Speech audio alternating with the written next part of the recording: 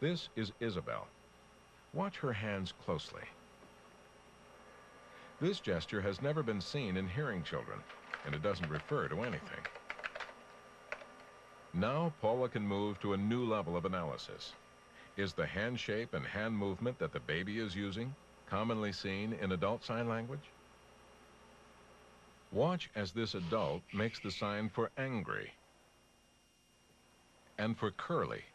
Notice the hand shape, an open hand with curved fingers, the same as Isabel's, and the movement, a kind of flapping at the wrist.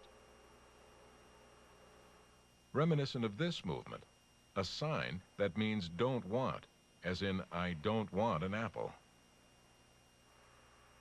Now, how does what Isabel is doing with her hands compare with this?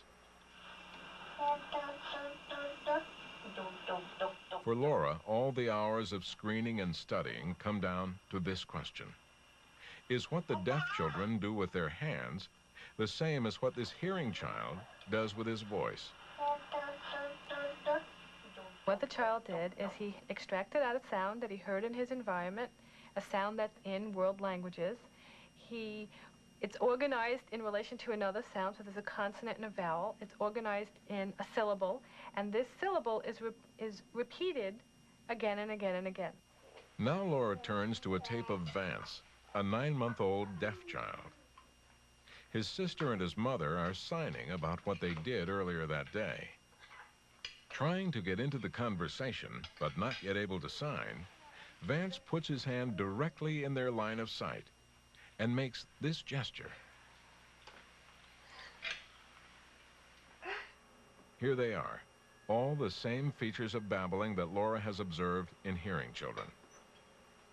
And of course, this time, the repeated syllable consists not of a consonant and vowel, but of a hand shape and hand movement. Vance is babbling.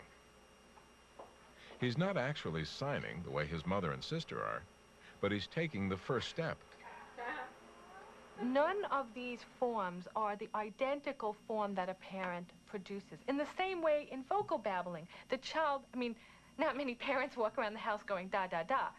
Nonetheless, children produce those forms. So the babbling is the child's active attempt to master the form of language, to listen to the environment, to look at the environment, to look for a particular structure, to extract out that structure, and in little baby steps, play with the forms of language in an attempt to build and master a target language.